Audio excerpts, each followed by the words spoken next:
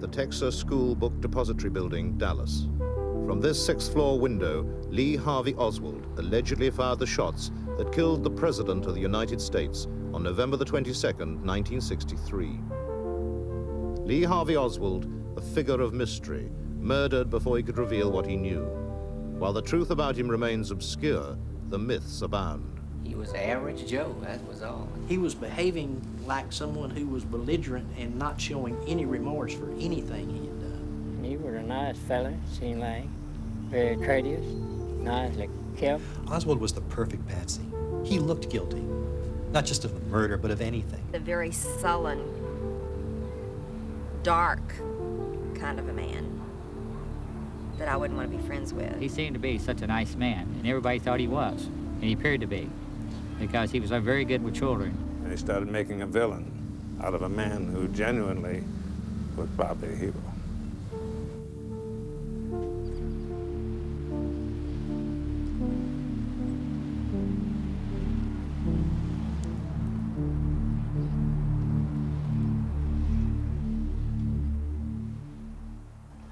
Lee Harvey Oswald is a question mark to history. The debate is often raised, was Lee Harvey Oswald alone as the assassin, or was he part of a conspiracy? The question is never raised, is it possible that he didn't do it at all? 6 weeks before the assassination, Oswald had taken a low-paid job as an order filler at the School Book Depository in downtown Dallas. Because of his impoverished circumstances, Oswald was living in the modest residential district of Oak Cliff, 4 miles out of town. Although married with 2 young daughters, weeknights were spent alone at this seedy rooming house at 1026 North Beckley, where Oswald had mysteriously registered under the name of O.H. Lee. Most weekends, however, he visited his Russian-born wife Marina and their baby daughters, who lived on the far side of town in the Irving district of Dallas. Unable to drive, he would hitch a lift with a fellow worker to this house, where his family lodged with the woman who had befriended them, a Quaker called Ruth Payne. The idea of his having shot the president skews what everyone thinks, it seems to me, and we forget how ordinary he was, or how he would play with his children and with mine at the house on weekends. And my main memory of him is of his watching the football games on Saturday and Sunday, and he enjoyed watching the games on the TV set. He seemed concerned about his little girls, very much so. Oswald loved being the family man. The colleague who drove him out to see them at weekends and lived only a few doors away witnessed that affection firsthand. Buell Wesley Frazier. He liked children very much. That's one of the things that I could get Lee to talk about. When Lee came home with me on Friday afternoon and rode back with me on Monday morning, I never saw him or did anything with him at that time, but evidently the children in the neighborhood, all of them at one time or other, seemed to find their way up to the Payne house where Lee lived to play with him and his daughter. On November the 21st, I was working at the Texas School Book Depository. Oswald came up to me and he asked if he could ride home with me, and I said, sure. And then a little bit later, I realized it wasn't Friday. And the next time I saw him, I said, well, today's not Friday, Lee. And he says, I know that. He says, it's Thursday. He says, Marina has made some curtains for me, and they have some curtain rods out there. And he says, I'm going to get the curtain rods to put the curtains up in my apartment with. I said, okay. He had never come out without asking permission before, besides the fact that it was a weeknight. And he arrived, actually, I was out of the house when he arrived. I was grocery shopping. We bought a lot of groceries. And then he was there already, playing with his children on the front lawn when I arrived about 5:30.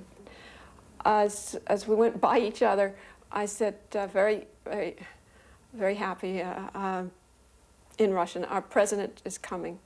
And he just sort of brushed on by without saying anything or no really reaction, and in a way that was typical of him, so I gave it very little thought. He often didn't respond very much, but I think that evening he was especially quiet at dinner, and he went to bed very early. On the morning of the assassination, Oswald overslept. Leaving money and his wedding ring behind, he hurried down the street to secure his ride to work with Frazier. Under his arm, he carried a brown paper package. Did this contain the gun that killed the President of the United States? The first time I saw the package, it was on the back seat of my car, and I just glanced at it. And I asked, I said, "What's that, Lee?" And he said, "That's curtain rods." She said, "Remember I was going to bring them?" The length of the package that I saw that morning was roughly 2 foot long, give or take an inch or two. And it was made out of the same type of packing material that you would find in any company that packed materials for shipment. It's just the brown paper and the tape that you'd normally find. Nothing unusual.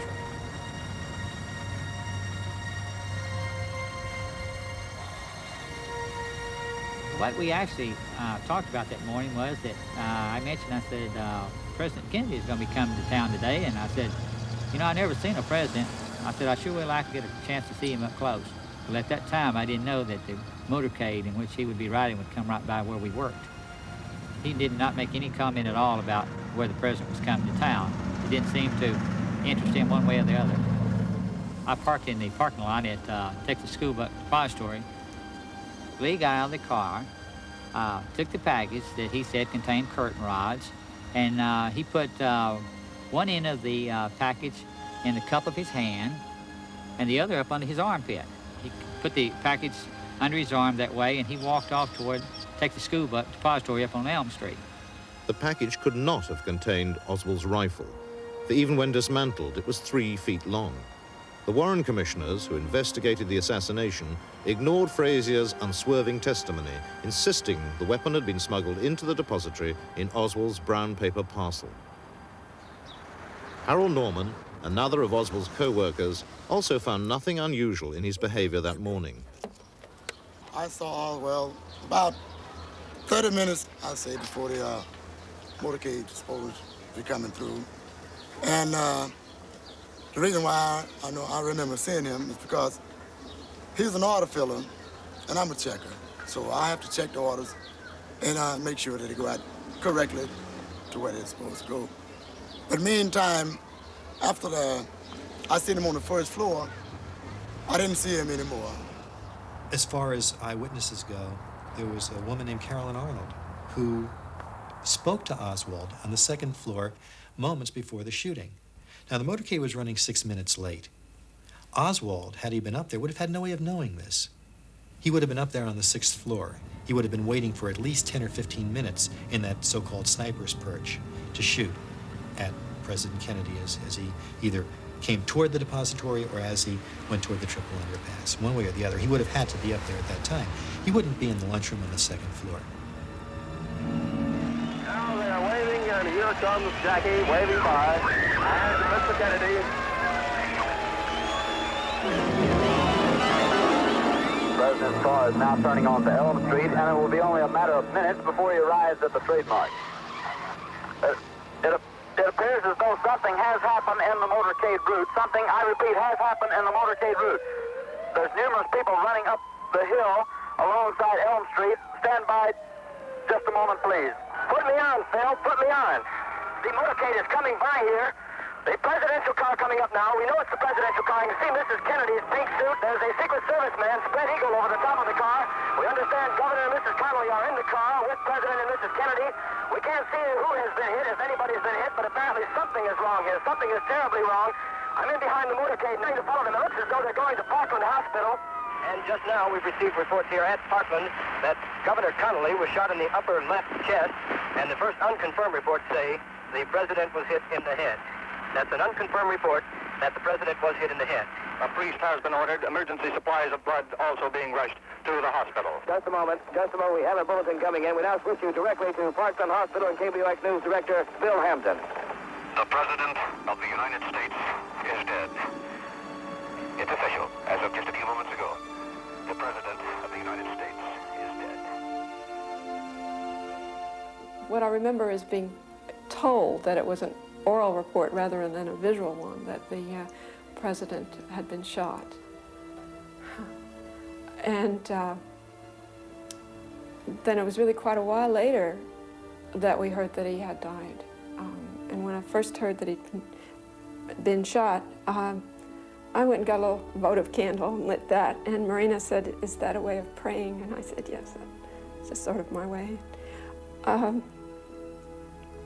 We were both just very distressed, and let lunch sit on the table, neither interested in eating. As we followed the coverage, a little later on, life went on. We had children to take care of, and she was hanging out some laundry on the back line when I heard on the TV that the shots were thought to have been fired from the school book depository building.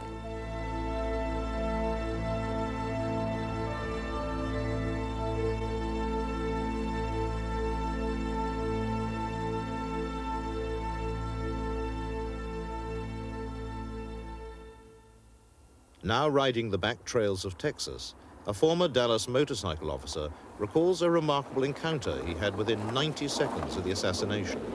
The first policeman into the depository was Marion Baker. I worked for the Dallas Police Department as a motorcycle officer and signed the motorcade that day. I was approximately 5 or 6 cars back from the lead car of the motorcade. I had gotten about halfway between Maine and Houston when I heard these 3 shots. And immediately, I knew they was in front of me and high. And as I looked up, I saw this huge flock of pigeons flying from the top of this building. I rode my motorcycle over to the corner of the intersection, parked it, and then ran in the building, which took me a very few seconds to do this. When I got through the front doors into the lobby of the building, I asked where the elevators or the stairs would be. And one man spoke up, said, "I'm Mr. Truly, I'm the building manager." And he said, "Come on, officer, I'll show you." So he and I continued on to the back of the building and up some stairways at the back of the building to the 2nd floor. As we came out of on the 2nd floor, I saw through a doorway, a window in this doorway, a movement. So I went over and opened up the door, and this man was walking away from it. And the next room, I later found out was a coffee room. As seen earlier by his fellow workers, Oswald was still alone in the lunchroom. I called to the man, and he turned around, and Mr. Truly was there beside me, and I asked him if he knew this man or if he worked there. He said, yes, he does. He was calm, ordinary, you know. He didn't look excited or anything like that. In order to fire the shots from the 6th floor, Oswald needed to squeeze his way out of the sniper's perch, pick his way between stacks of books to the far side of the building, hiding the gun en route, descend 4 flights of stairs to the lunchroom unobserved, and yet appear calm and unruffled in his encounter with Officer Baker, all within 90 seconds. Less than 15 minutes after the shooting, the police were broadcasting a wanted description that closely fitted Oswald. Who provided that description is not known, but it led to the immediate arrest of Oswald lookalikes, even in Fort Worth, 30 miles away. Attention all squad. The suspect in the shooting at Elm in Houston is reported to be an unknown white male, approximately 30, slender build, height 5 feet 10 inches, weight 165 pounds, reported to be armed with what is thought to be a .30 caliber rifle.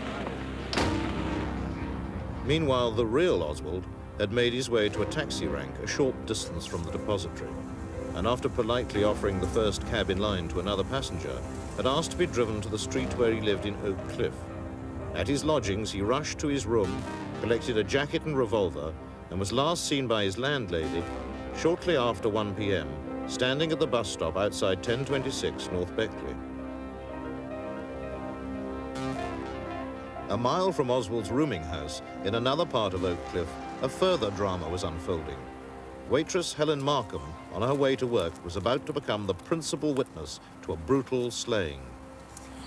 I was standing here on this corner when waiting on the traffic to pass so I could go down there and catch my bus to go to work.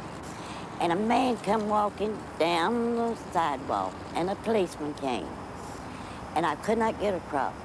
The policeman in a patrol car was Officer J.D. Tippett. According to Helen Markham's account, Tippett stopped his car and got out to continue his conversation with the man on the sidewalk. Just as the policeman got in front of the hood of the car, that man shot him 3 or 4 times. And then he put his gun back in his pants. He run over here And I put my hands, I seen him coming, I just put my hands up on my face like this. I waited for a few minutes and I opened them up and I pulled them down. And he looked at me and I looked at him and I never said a word. And just like a flash of lightning with big glassy eyes, he run off across the field, out that lot there, down, right across there, went over the fence and down the alley. With Helen Markham, car dealer Ted Calloway was to become a principal witness for the Warren Commission. At a police identity parade later that day, they both picked out Lee Harvey Oswald as the killer of Officer J.D. Tippit. I was sitting in my office when I heard what sounded to be 5 pistol shots coming from behind my office in the direction of 10th Street. Well, I jumped up, ran out to the sidewalk, and as I did, I saw a man jump through the hedge carrying a pistol. And he angled across the street to the sidewalk and continued to run in my direction, holding his pistol. When he got almost directly across from me, I yelled at him, "Hey man, what the hell is going on?" And he had his pistol right here, and he nearly stopped, and he turned in my direction and said something, but I couldn't understand what he said. So he continued walking down Patton Street.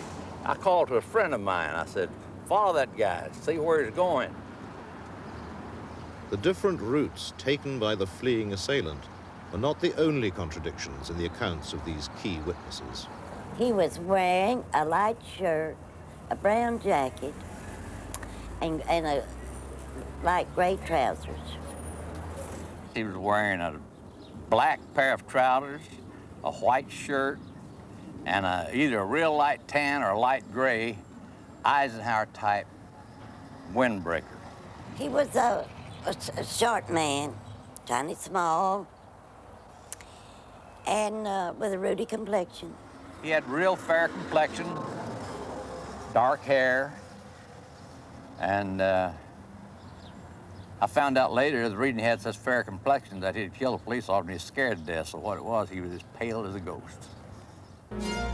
This man has devoted more time and energy than anyone to investigating the murder of Officer Tippit in Oak Cliff. After 12 years, researcher Larry Harris has uncovered important new evidence. The Warren report concluded that Oswald had been walking east on 10th Street at the time he was encountered by Officer Tippit. And yet virtually all of the police, FBI, and Secret Service written reports from that weekend stated clearly that the man had been walking west on 10th Street, the opposite direction of Oswald. One of the witnesses to so state was Jim Burt, who was located on the corner of Denver and 10th Street. He sat on his front porch and stated he watched the man walking west on 10th Street up to the point where he encountered the police officer, and this is the man who did the shooting. The fact of the matter is that after 25 years, it's unclear just what transpired during the shooting here at 10th and Patton. One of the witnesses not known to the Warren Commission was a woman named Aquila Clemens, who was located in a house on the opposite side of the street. She came out immediately after the shooting and said she saw 2 men, one of whom was short and chunky, standing near the police car, and these men ran off in opposite directions. The bullets recovered from Tippit's body could not be traced to Oswald's revolver, nor apparently to any other revolver. There were references on the police radio tapes to an automatic weapon, 2 references. This is highly significant because Oswald was carrying a 6-shot revolver, not an automatic. According to the Warren report, Oswald continued on in a westerly direction toward the Texas Theater and was able to reverse the 6-block distance unimpeded, even though Jefferson Boulevard was swarming with police cars and bystanders searching for the suspect and closely scrutinizing any single white male that would have been walking in the area.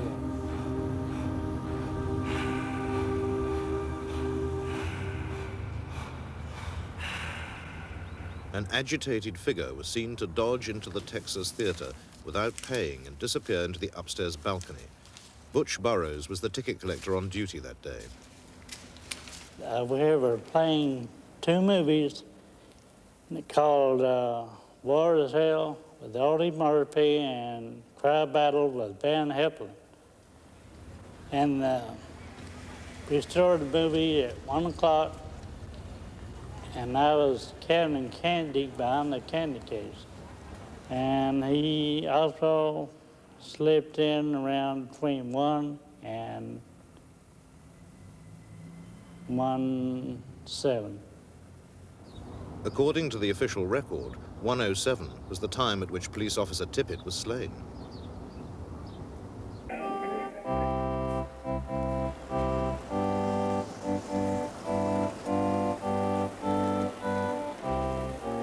Tippit's police comrades gave him a hero's funeral with all the pomp and ceremony that the city of Dallas could provide.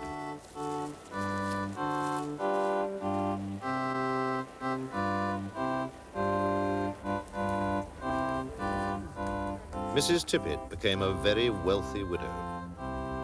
Donations poured into Dallas for the family of the police hero slain in the line of duty, confronting the presidential assassin, Lee Oswald.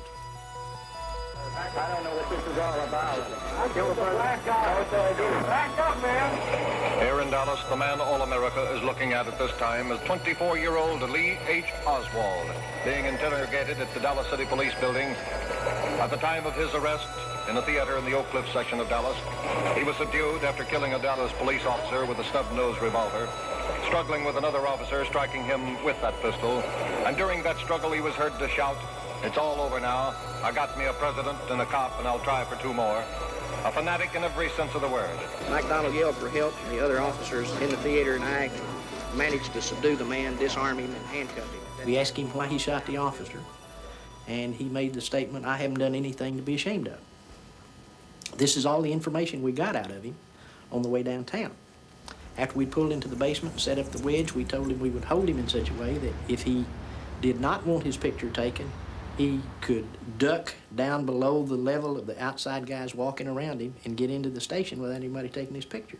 And here again, he says, "I haven't done anything to be ashamed of," and he did not try to hide his face in any way as we went in on the elevator up to the 3rd floor and set him in the interrogation room.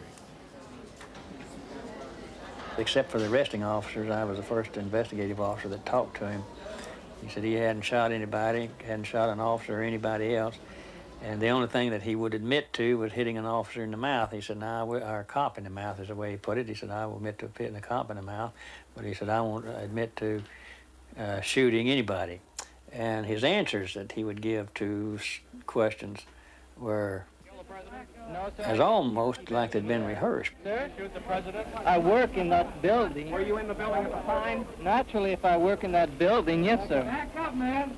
Did you shoot the president? No, they're taking me in because of the fact that I lived in the Soviet Union. Did you shoot the president? The prime piece of evidence against Oswald seemed to be the antiquated bolt-action rifle discovered on the 6th floor of the depository 30 minutes after the assassination. However, both the FBI and the Dallas police were unable to positively tie the weapon to Oswald. This became a matter of increasing embarrassment to Police Chief Jesse Curry. Chief, we understand you have the results of the paraffin tests which were made to determine whether Oswald had fired a weapon. Can you tell us what I those understand tests that I understand that it was positive. What does that mean? It only means that he fired a gun. This doesn't... Was there powder burns or powder marks on his cheek or? I don't know that. I don't know that. All you know about on his hand. Yeah. That he fired a gun, A Chief, gun. not the rifle or the pistol. That's right. As the police tried to build a case against Oswald, officers were dispatched to question his wife, Marina. They were led by Detective Gus Rhodes.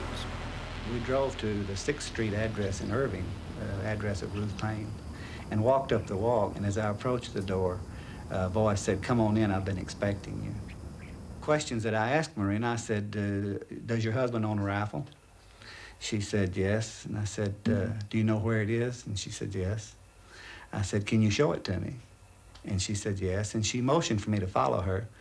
And she directed me into the kitchen part of the house where she opened a door that goes into a garage. And she pointed out in the garage to a rolled up blanket that was laying out there. And she said, being interpreted by Ruth Payne, "That's his rifle." And the officer picked up the blanket roll and, just hung over his arm.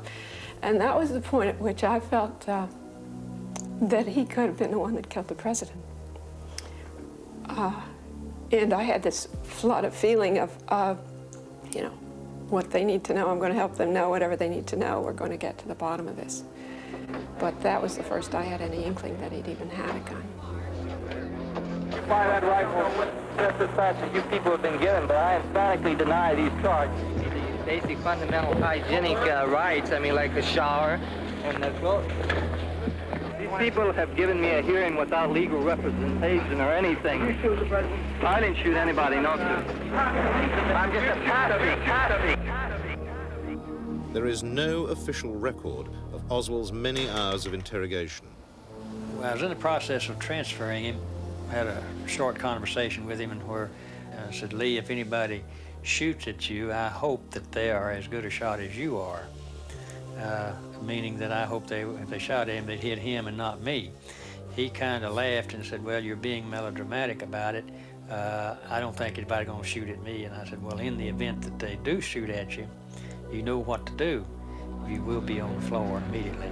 However, I didn't realize that just 2 or 3 minutes later, somebody would actually be shooting at him. Even in Oswald's dying moments, the authorities desperately tried to wrest a confession from him. As Surgeon Paul Peters of Parkland Hospital explains. There were Secret Service men intermingled with the operating room personnel, as there were dozens of people in the operating suite at that time, and some were dressed in green clothes as the surgeons so as to be indistinguishable from operating room personnel. And since it was known by those in the operating room that he was under little or no anesthesia, 2 or 3 people shouted in his ear, "Did you do it? Did you do it?" Which led me as a layman to speculate that perhaps a full-fledged confession might not yet have been obtained from Mr. Oswald. Determined efforts by the Dallas police and the FBI in Washington had still failed to tie the prized rifle to Oswald. However, a smudged palm print was discovered on the weapon hours after a mysterious visit to the funeral home where Oswald's body had been taken by mortician Paul Grudy. I had gotten to the funeral home with his body something in the neighborhood of 11 o'clock at night, and it is a several-hour procedure to prepare the remains. And after this time, someplace in the early morning, agents came. Now, I say agents because I'm not familiar at the moment with whether they were Secret Service or FBI or what they were, but agents did come, and when they did come, they fingerprinted, and the only reason that we knew they did, they were carrying a satchel and the equipment and asked us if they might have the preparation room to themselves.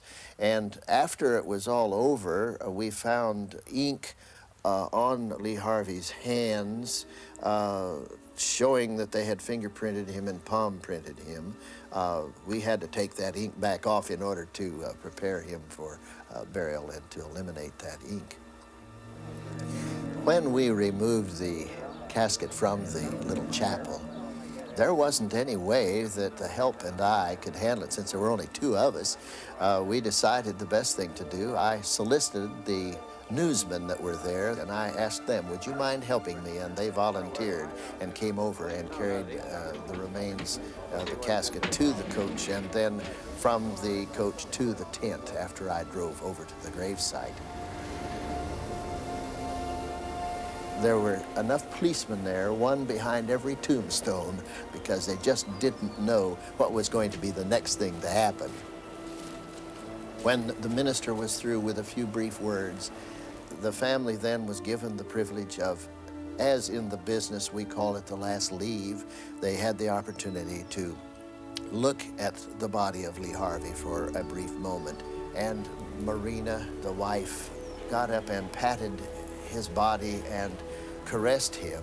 Then she reached down and took a ring off of her finger, and actually it was 2 rings, and tried to place it on Lee Harvey's fingers, because this was the ring that was their wedding band, and I helped her because she was shaking and very nervous. Marina took a handful of dirt and made the sign of a cross on that grave. And then the family departed and went back to protective custody. But the man given such a simple burial in Rose Hill Cemetery was far more complex than portrayed by history. Well, Oswald was a pretty interesting fellow. He's not nearly the one-dimensional character that the Warren Commission has painted him to be. He was in the Marine Corps and did very well. He had a high security clearance. He was stationed over at Sugi. He was a radar operator. In fact, he was one of the guys that would track the U-2 flights over Russia. So it's not like he was the perennial loser that we tend to have this image of him now.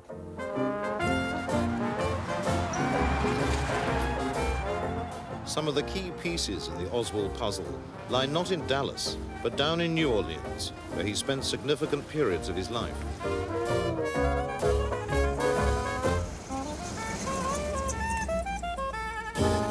In an unbroadcast interview with a local radio and television station only months before the assassination, Oswald spoke about his life. I was born in New Orleans in 1939. For a short length of time during my childhood, I lived in Texas and in New York. During my junior high school days, I attended Beauregard Junior High School. I attended that school for 2 years. Then I went to Warren Eastern High School, and I attended that school for over a year. Then my family and I moved to Texas, and I continued my schooling there. Then I entered the United States Marine Corps in 1956. I spent 3 years in the United States Marine Corps, starting out as a private, working my way up through the ranks to the position of buck sergeant, and I served honorably, having been discharged. He had an honorable discharge, and then just a few weeks later wound up in Russia saying that he was going to renounce his American citizenship. And it's interesting that after he had supposedly said that, he was given a dishonorable discharge from the Marine Corps. It's fascinating that when he did go over to Russia and was introduced to the woman who later became his wife, his Russian was so good that she thought he was a Russian. So we suspect that he was trained. And it is known that the military in this country had training programs for defectors, and we suspect Oswald was in that program. We don't know it, but we suspect it. A glimpse into his true role in Russia may have been revealed by the hesitant way in which he described his relationship with the American embassy there. I worked in Russia. I was under the protection of that is to say, I was not under the protection of the American government, but that is, I was at all times considered an American citizen.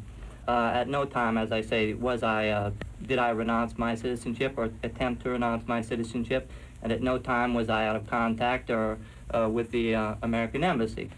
It's quite possible that his mission in Russia was sponsored by the U.S. State Department, which did participate in some fake defector programs back in those days. It's entirely possible, and it certainly would fit with the kind of person we think Lee Harvey Oswald was. One person with no illusions about Oswald's role launched his own investigation into the Kennedy assassination in 1967. The former district attorney of New Orleans, Judge Jim Garrison. He was employed by the Central Intelligence Agency, and he was obviously drawn into a scapegoat situation and made to believe ultimately that he was penetrating the assassination. And then when the time came, they took the scapegoat, the man who thought he was working for the United States government, and killed him real quick. And then the machinery, disinformation machinery started turning, and they started making a villain out of a man who genuinely was probably a hero. 6 months before the assassination, Oswald had taken a mundane job with the Riley Coffee Company, but it seems his real activities were centered a few blocks away. From a small office on the corner of Lafayette and Camp Street, Oswald managed a local chapter of the pro-Castro Fair Play for Cuba Committee. Operating from an adjoining office was a sinister figure named Guy Bannister. About Guy Bannister, it's difficult to say much about him because he always stood in the shadows and pushed someone else to the front. He was a strongly disciplined man, perhaps the outgrowth of his many years as a special agent in charge of the Chicago office of the FBI. But he was a key man in the assassination. And that's clear from the fact that Oswald's sheep dipping, his being portrayed as a communist, was done out of Guy Bannister's office. So he was sheep dipped for months as a communist by given literature. Lee, hand this out today, this is your assignment. I came across the fact that Oswald, a private in the Marines, had taken a Russian examination. And I knew the privates did not take Russian examinations unless they were connected with intelligence. So that caused me to be curious about 544 Camp, which was the address stamped on one circular that they gave out one time before, obviously, Bannister told him, Lee, no more addresses. It turned out that was a side address of Guy Bannister's private detective agency. Well, I went down there to look at it, and I found myself not merely outside of Guy Bannister's office, but across the street from Naval Intelligence, across the street from Secret Service. Around the corner was the Crescent City garage, the garage for the intelligence community. And then 2 doors away, the Riley Coffee Company. I used to be in the FBI. I knew people in Naval Intelligence, and they were either across the street, around the corner. The whole intelligence community was there, and right in the middle of it was Guy Bannister, having Oswald sheep dipped as a communist. You're a Marxist? Well, I have studied Marxist philosophy, yes, sir, and also other philosophers. But are you a Marxist? I think you did admit on an earlier radio interview that you consider yourself a Marxist. Well, I would very definitely say that I am a Marxist. That is correct. But that does not mean, however, that I'm a communist. What is the difference between the two? Well, there's a great deal of difference. Several American parties in several countries are based on Marxism, such as Ghana. Certain countries have characteristics of a socialist system, such as Great Britain with its socialized medicine. These, then, are the differences between an outright communist country and countries which adhere to leftist or Marxist principles. In your work with the Fair Play for Cuba Committee, what are you advocating? We advocate restoration of diplomatic, trade, and tourist relations with Cuba. Most lunchtimes, Oswald would leave work and stroll down Magazine Street to the Crescent City garage, where government agents parked their cars and had them serviced. One such agent was observed contacting Oswald by the owner of the garage, Adrian Alba. During his lunch break, Oswald often sat in this office, browsing through gun magazines and chatting to Mr. Alba, who was also a keen rifleman. Oswald showed particular interest in how to go about ordering guns through the mail. The authorities tried to tie Oswald to the ordering of the assassination weapon by a coupon allegedly found amongst his possessions, torn from a June issue of one of Alba's gun magazines. Oswald, however, had ordered his rifle from a February issue of the magazine. When the president ends up being assassinated and the scapegoat grabbed by the federal government and killed before anything can be done to help him, turns out to be the man that Guy Bannister has been the tutor of all the time, you have to conclude that Guy Bannister was a key man in the assassination and possibly the most important man that we encountered in our whole investigation. But he's been dead so many years, it's a little hard to question. Clinton, a sleepy country town 130 miles from New Orleans, and the unlikely venue for the further sheep dipping of Agent Oswald. Less than 3 months before the assassination, he arrived here with 2 strangers. During his brief stay, he made several attempts to get a job, in particular at the local state hospital. He is well remembered in neighboring Jackson by the town barber, Edwin McGeehee. It was a lazy afternoon. Traffic was slow, and all of a sudden this stranger walks in the door. Said, "How about a haircut?" I said, "Fine." I got up, he sat down, and we started chatting, and he said, I said, "How you doing?" He said, "Fine." He says, "Do you know," he says, "I'm looking for a job." And he says, "Do you know anything about it? You know any place where I can get a job?" I said, "The only place we have is East Louisiana State Hospital." But I said, "Do you know anybody that can help you get on?" And he says, "I don't know of anybody." He says, "I'm from New Orleans," and he said, "I don't know anybody that could help me." Well, I said, "I can direct you to our representative, Mr. Reeves Morgan's house." And he jumped when I said it was a mental institution. He just jumped like that. And he says, "Do they have all kind of jobs there, like electricians?" He said things like you say would make you remember him. That was my distinct impression. And he just didn't need a haircut. I don't know what he was up to. Oswald could not drive, but nonetheless he took to the back lanes and found his way to the remote homestead of the local state representative, Reeves Morgan. Well, I was in the house there burning some trash out of the fireplace that had accumulated, and I heard a knock on the door. I got up, and there was a young fella, and I invited him in, and he said he wanted a job over at the hospital. He understood they had a vacancy over there in the electrical department. He seemed like a nice young fella, about like the average fella, or maybe better than some of them. I went to lunch on the day of the assassination around at my mother-in-law's house. She invited us, my wife and I, to eat. And his picture was flashed on the TV. And I said, my goodness, I said, I know that fella from somewhere. I said, that's the same guy that was here. And Lee Harvey Oswald, he said, he introduced himself as Oswald, Lee Oswald, he said. And I called the FBI man down there, and he said he knew he'd been up here already, and that's the last I ever heard of them. And I said, surely they'll be by, you know. And I kept looking for them. They never did come by. And I thought that was strange. The reason why they wanted to get Lee Oswald into the Jackson State Mental Hospital was so that with a change of a document or two and picking up a doctor or two to testify for the government, they could make him appear to be insane. He was utterly sane, just as he was absolutely non-communist. But in the sheep-dipping program that was underway, it was important to try and make him appear to be crazy.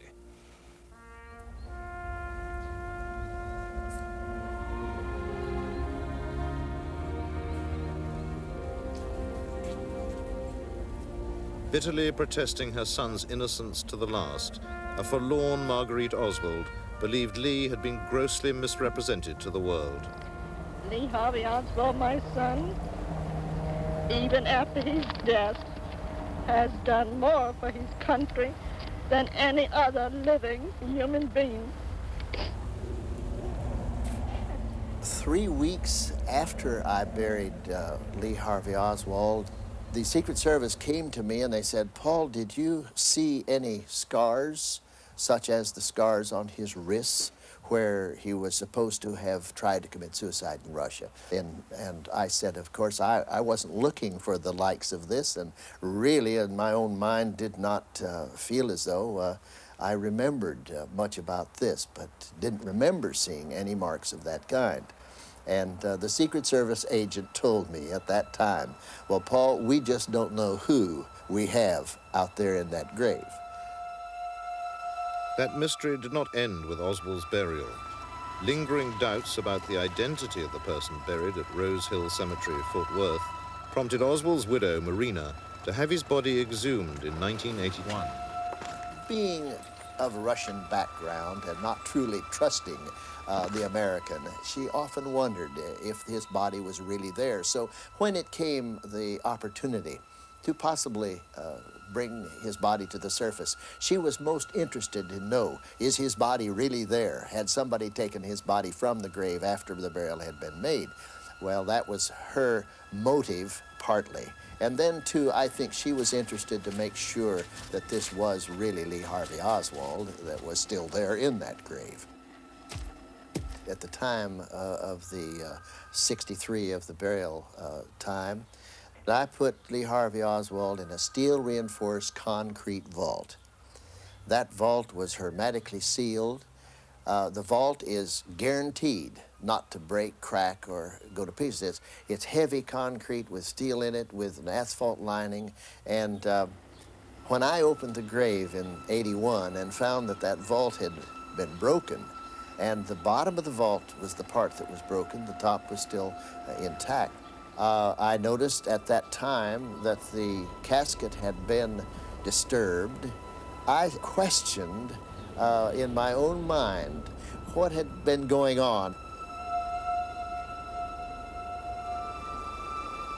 When I opened that casket the first time, I sent my wife, Virginia, to Marina to tell her, yes, there is a body in that grave, because that was her concern. And then we did go to Baylor, There was an examination by a medical person who was a forensic pathologist. And she determined that, yes, these were the teeth of Lee Harvey Oswald, but it took 2 years for her to make that determination before the report was actually done. The findings of the team are as follows. We independently and as a team have concluded beyond any doubt, and I mean beyond any doubt, that the individual buried under the name of Lee Harvey Oswald in Rose Hill Cemetery is, in fact, Lee Harvey Oswald. At this point in time, we hope that this puts the matter to rest without any further speculation being raised as to the identity of the individual at Rose Hill. Oswald's dental record was used to confirm the identity of the exhumed body. But once again, the official version does not tell the whole story. Paul Grudy, an experienced mortician, made one vital observation that confounds their findings. He speaks about it here for the first time. Of course, I was the one that had to handle the body in the morgue at Baylor. And as we removed the body from the casket, or at least worked with the body, I could recognize that this clothing was the clothing that I had put on that body. And yet, when I saw the head of this body, and it was removed from the casket and removed from the body in order that they might x-ray it and take pictures, I could see that there was no autopsy on that head. When an autopsy is done and the skull is cut in order to remove the cap, in order to remove the brain, there is a distinctive line of where all the fissures and all of the skull has been parted. Now, it's going to cause a bit of a mark. No matter what you try and do, it's going to show. And knowing that I handled the body originally, and there was an autopsy on that head, and now to see that there was no autopsy on the head, made it in my mind pretty clear that something had transpired that had caused this. And I feel as though someone had gone to the cemetery, off hours, had taken the head of Lee Harvey Oswald that now was dead. How he got that way, I don't know, but at least it was the head, and had brought the vault to the surface as best they could, being a heavy item as it is, a tripod, lifting that body, lifting the body and the vault out of the grave. In the process, the bottom of the vault fell, breaking the vault, causing the casket to deteriorate to a degree. Then, of course, removed the head of the one that was there that had been autopsied and put this head in its place so that we would find the teeth of Lee Harvey Oswald. That's my theory. This is what I think happened.